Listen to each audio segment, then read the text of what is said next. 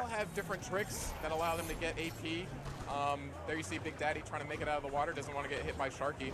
You almost feel bad for Parappa when Nathan Drake pulls out a gun and shoots him at point blank range. That was never meant to happen in the original vision, I don't think. Yeah, a lot of people feel like Parappa's a little disadvantaged, I guess because in his series it's mostly about love and sunny funny and, you know, rapping. Learning how to drive. Exactly. Holding your water. That's right, that's right, and also saving his hometown from an alien invasion by the Noodle aliens in the second game. But really actually good at the Kung Fu.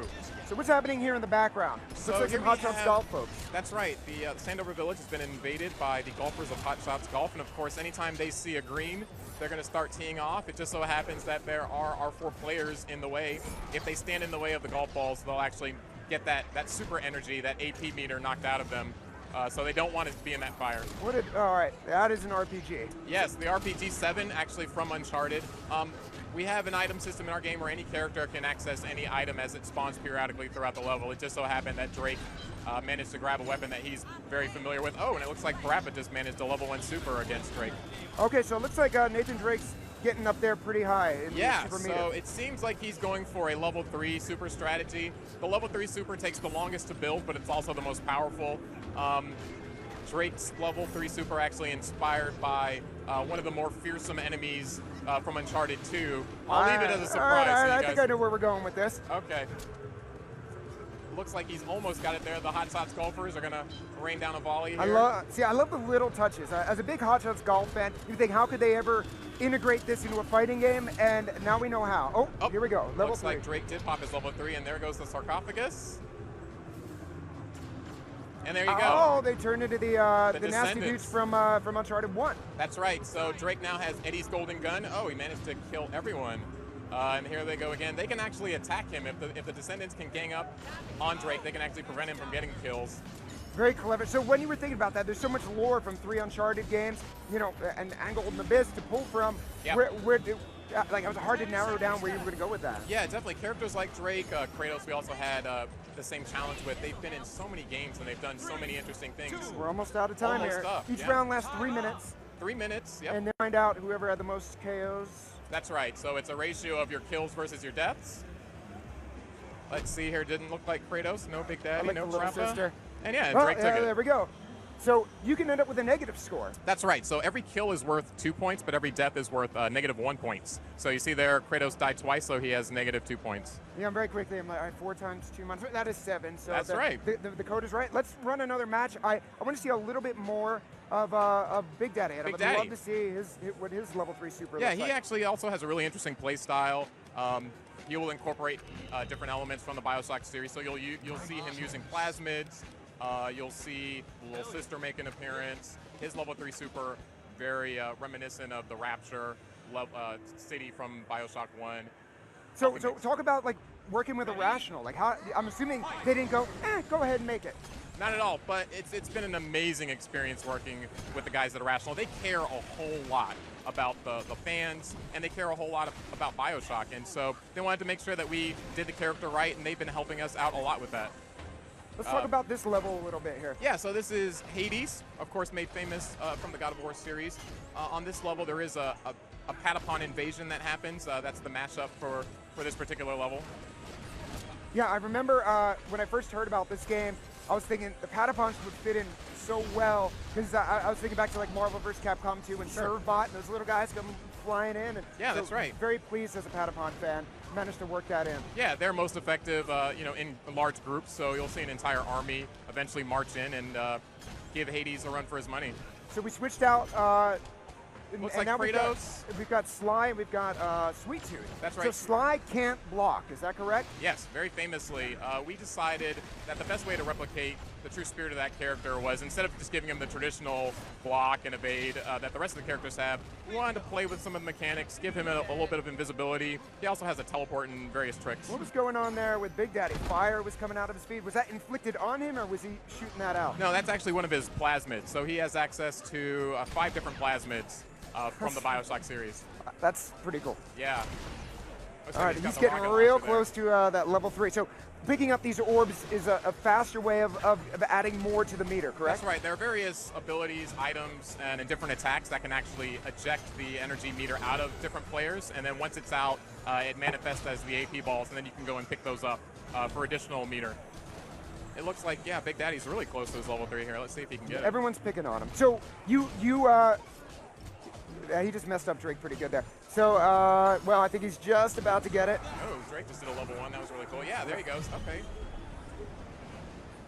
Getting a little flooded.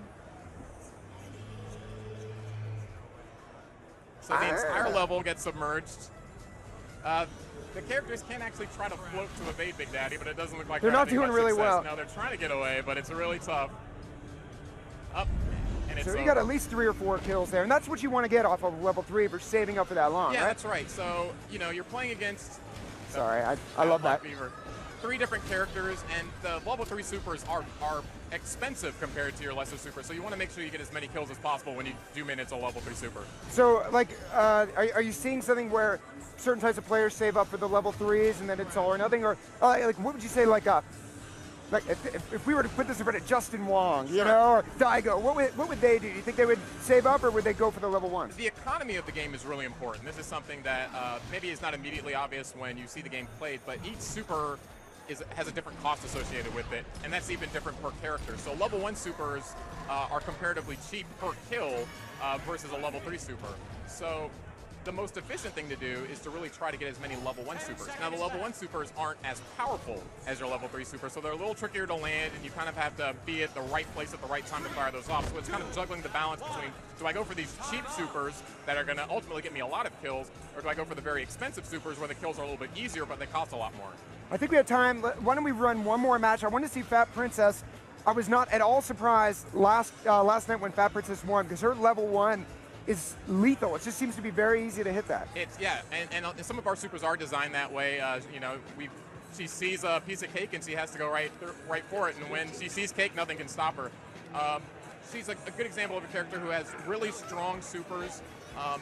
They're somewhat easy to use, and so the cost is balanced against. They're pretty expensive, so her level 1 super a little bit more expensive than some of the other characters. So I've been using the times I've gotten to play here and at the initial launch, or not launch event, but reveal event. Yep. I really enjoyed Colonel Radek. And he's a range guy, but I noticed certain levels he's much better at. So the first level we saw from Jack with hot shots, that's very vertical. Yeah. He's not as good, I think, as he is on a more horizontal where he can snipe. That's exactly right. So any level that has a lot of undulation in it, you know, he's not going to be as effective on, because he needs a little bit of a sight distance to really be able to take advantage of his sniper rifle. A level like this does have some opportunity for that, but then also as levels being constructed, you'll see that his sniper rifle does become somewhat less effective, so he has to adopt some different strategies to be successful. And Kratos with an RPG, that's something we've all been wanting to see. Yeah. So, let's talk a little bit more about the details that you're going.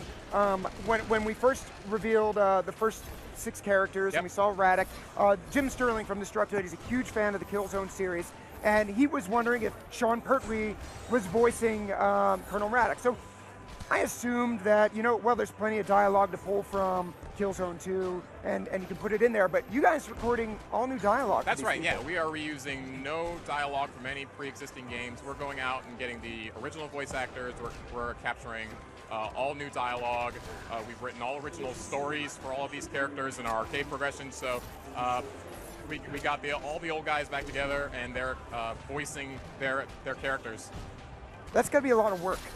It is, but it's worth it, you know? I mean, I think that this is what the fans expect from us, and we want to deliver on that expectation. Yeah, I'd have to imagine at a game that really addresses nostalgia so strongly, hearing from those original people's got to be good. We just saw that level 1 super from Fat Princess. That thing lands every time. It's very devastating. It's a little bit slow to start up, but once he gets going, she travels very fast. There's an element of this game that almost has like a fog of war to it, where there's so much going on. Your awareness of where all players are at all times is very important, and sometimes if a character manages to exist a little bit outside of the action, he can sneak up on you and take advantage of you not paying attention. And we have, there's throws as well, and those are activated. Was it the right stick? The right stick, right. So up, down, left, right on the right stick performs a different throw. There's a different throw for every direction. Here's the Buzz Q&A portion of the level. I don't know if I don't recall the mermaid, but you know. So let's see. It Maybe. seems like they're making their choice with the mermaid, but of course, just knowing the right answer is one part of it. You actually have to be up there and be able to hold it. See, Radek got knocked out, so Okay. he wasn't able to be there at the end, so he didn't get credit for And that. then he ended up losing some of his Some of his AP. some juice. That's AP, right. yes. Moves him a little bit further away from his supers, yeah. Another nice little detail. Where's that bubble shield from? The gravity shield is from the Wipeout series, so it's actually a pickup in their game. When you pick that up, you have a little bit of armor on you, and so we replicated that functionality. While you have the gravity shield on, you're impervious to damage. So now with Big Daddy, we've seen our first third-party character. Yes, that's right. Second, we're going to see some more. You're absolutely going to see more. I will just ask you to stay tuned and await those, but we're very excited to have Big Daddy, and yeah, we're going to have more, and it's going to be great. Okay, and speaking of more, we are going to be doing a lot more here while we're at E3. I want to thank you very much.